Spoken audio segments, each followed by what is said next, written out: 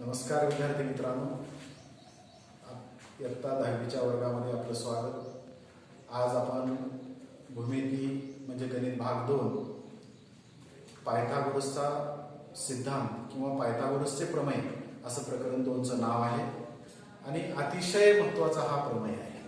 Pythagoras हा मूलभूत प्रमेय आहे जो की भूमितीच्या विकासाला मदत केलेला आहे। अशा या पायथागोरसच्या प्रमेयाचा आपण आज अभ्यास करणार आहोत। पायथागोरसच्या प्रमेयावर किंवा सिद्धांतावर बरेचसे उदाहरणं आहेत, पण पायथागोरसचा प्रमेय कशा पद्धतीने सिद्ध करता येतं हे फार महत्त्वाचं आहे। पायथागोरसच्या प्रमेयाची सिद्धता बऱ्याचशा पुस्तकामध्ये 18 वेळेस दिलेली आहे, पण आपल्या वर्गामध्ये 10वीला जो पायथागोरसचा प्रमेय आहे आणि त्याची सिद्धता आहे ती पहिल्या पाठातील म्हणजेच समरूपता या पाठावरून ही सिद्धता सिद्ध करायची घ्यायची। आणि मग याच्यासाठी कोणता गुणधर्म वापरलेला आहे, इतिहास काय माहिती असायला पाहिजे हे महत्त्वाचं आहे।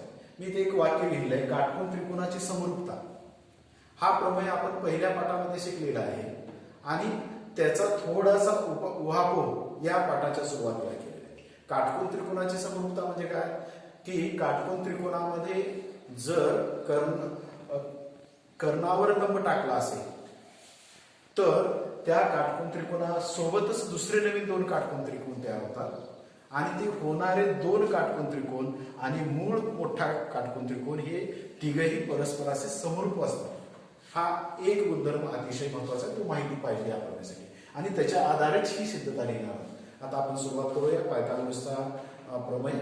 मी वाक्य वाचतो, काटकोन त्रिकोणात कर्णाचा वर्ग हा उरलेल्या 2 बाजूच्या वर्गाच्या बेरजे इतका असतो। म्हणजे काटकोन त्रिकोणामध्ये सगळ्यात मोठी जी बाजू असेल ती कर्ण असते आणि मग या बाजूचा वर्ग हा उरलेल्या इतर 2 बाजू म्हणजे एक AB आणि दुसरी बाजू BC, मग याच्यामध्ये पाया असेल किंवा उंची असेल, अशा पद्धतीचं हे वाक्य आहे। आणि सिद्धता लिहित असताना या वाक्यावरून आकृती काढायची, आकृतीवरून मग पक्ष साध्य सिद्धता या पद्धतीने आपण हा प्रमेय लिहिणार आहोत। आणि म्हणून मी आकृती काढतो की काटकोन त्रिकोण आहे, आपण कोणताही एक काटकोन त्रिकोण काढलाय त्याला नाव आपल्या मनावर देऊ, ABC द्या, PQR द्या, आपण ABC असं या काटकोन त्रिकोणाला नाव दिलेलं आहे। आणि मग 2 बाजू उरलेल्या कोणत्या की AC हा कर्ण सोडला तर AB एक बाजू आणि BC एक बाजू, म्हणून पक्ष लिहित असताना काटकोन त्रिकोण ABC मध्ये कोण ABC 90 अंशाचा आहे, म्हणजे त्रिकोण ABC 90 आहे। आता हीच माहिती पक्ष म्हणजे जसंच्या तसं लिहिणं आवश्यक आहे का तर नाही, तुमच्या मनावर तुम्ही बदलू शकता की त्रिकोण ABC हा काटकोन त्रिकोण आहे इतकं लिहिलं तरी चालतं। आता मी 90 अंशाचं लिहिलं याचा अर्थ की हा काटकोन त्रिकोण आहे। त्याच्यानंतर साध्य म्हणजे इथून पुढचं वाक्य, कर्णाचा वर्ग हा उरलेल्या 2 बाजूच्या वर्गाच्या बेरजे इतका असतो। आणि मग या त्रिकोणामध्ये कर्णाला काय नाव दिलं, AC दिलेला आहे, म्हणून AC चा वर्ग बरोबर उरलेल्या 2 बाजू एक AB आहे आणि BC आहे, हे साध्य झालं। आता हा प्रमेय सिद्ध करत असताना मी सुरुवातीला सांगितलं की काटकोन त्रिकोण आणि समरूपता या गुणधर्माचा वापर करणार आहोत आणि तो शिकलेला गुणधर्म असा आहे की काटकोनातून समोरील बाजूला म्हणजे कर्णाला लंब टाकायचे। म्हणून या प्रमेयामध्ये नवीन या आकृतीमध्ये नवीन ही रेषा टाकलेली आहे आणि नवीन माहिती या वाक्याला सोडून आपण जी नवीन माहिती काढतो ती रचनेमध्ये येते। म्हणून रेख बीडी B पासून D पर्यंत ही रेषा काढली, पण ही रेषा AC ला लंब आहे, म्हणून रेख BD लंब रेख AC कर्ण AC काय हे लिहा। आता ही दरम्यान आहे, B हा E आणि C च्या दरम्यान आहे। आपण वेगवेगळ्या माध्यमातून वेगवेगळे शब्दप्रयोग सुद्धा करू शकतो। आता प्रत्यक्ष आपण सिद्धतेला सुरुवात करायला, सिद्धतेला सुरुवात करत असताना हाच गुणधर्म मी पुन्हा पुन्हा ते सांगतो, त्याचाच वापर करायचा। काटकोन त्रिकोण ABC मध्ये रेख BD लंब कर्ण AC रचनेमध्ये लिहिलेलं आहे, इथं कारण लिहिलेलं आहे, रचना कारण लिहिणं महत्वाचं आहे। त्याच्यानंतर त्रिकोण ABC म्हणजे मूळ काटकोन त्रिकोण आणि त्रिकोण ADB याच्यामध्ये झालेला दुसरा त्रिकोण, त्याच्यानंतर तिसरा त्रिकोण BDC, हे 2 त्रिकोण आणि मूळ काटकोन त्रिकोण हे परस्पराशी समरूप असतात। हे अतिशय महत्वाचा गुणधर्म आहे, याच्याशिवाय प्रमेय पुढे चालतच नाही, म्हणून अगोदरच हे लिहून टाका। आणि मग हे 3 त्रिकोण लिहिले लिहिल्यानंतर ती त्रिकोणाची नावं लिहिल्यानंतर आपण प्रमेयाला सुरुवात करतो. पहिला आहे त्रिकोण एबीसी समरूप त्रिकोण ईडीबी. हा त्रिकोण एबीसी इथं 90 अंशाचा कोन आहे. आणि दुसरा त्रिकोण एडीबी. एडीबी हे दोन्ही त्रिकोणामध्ये एक कोन कॉमन आहे. बीचं माप मोठ्या त्रिकोणात 90 आहे एबीसी मध्ये. तर लहान त्रिकोण एडीबी मध्ये डी कोणाचं माप 90 आहे. को कसोटीनुसार दोन्ही त्रिकोण समरूप होतात हे आपण पहिल्या पाठात पाहिलेलं आहे आणि म्हणून तेच लिहिलं आहे. त्रिकोण एबीसी समरूप त्रिकोण एडीबी. आता आपल्याला माहित आहे की दोन त्रिकोण समरूप जर असतील तर त्यांच्या संगत भुजा किंवा संगत बाजू प्रमाणात असतात. म्हणून त्याचं प्रमाण लिहायचं आहे. एबी पहिल्या त्रिकोणातील पहिली बाजू एबी भागिले दुसऱ्या त्रिकोणातील पहिली बाजू एडी बरोबर बीसी भागिले डीबी बरोबर एसी भागिले एबी हे संगत भुज आहे. हे आपण जाणतो पहिल्या पाठामध्ये शिकले. याच्यामध्ये या तिघापैकी मी एकाला पुसून टाकलेलं आहे आणि ती पुसून टाकलेलं आहे बीसी भागिले डीबी. याचं कारण असं आहे की एबी इथं आहे आणि एबी इथं आहे हे आपण समजून घेऊया.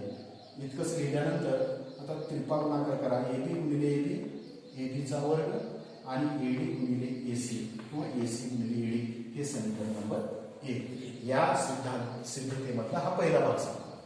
त्याच्यानंतर परत मूळ त्रिकोण एबीसी समरूप त्रिकोण बीडीसी. इथं पण तेच आहे.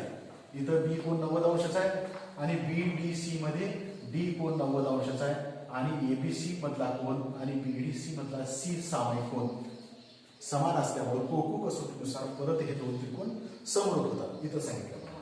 त्याच्यानंतर यांच्या पण संगत बाजू बघूत आपण. एबी भागिले बीडी बरोबर एबी भागिले पहिली बाजू. त्याच्यानंतर बीसी भागिले डीएसी.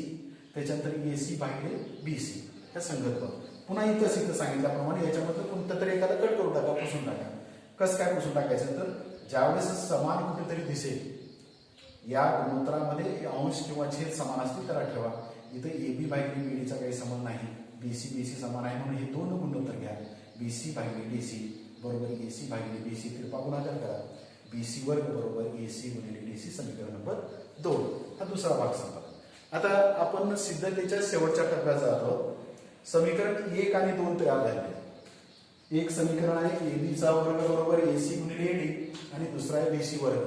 म्हणजे एक आहे एबीचा वर्ग आणि दुसरा आहे बीसीचा वर्ग. समीकरण 1 आणि 2 ची बेरीज करू.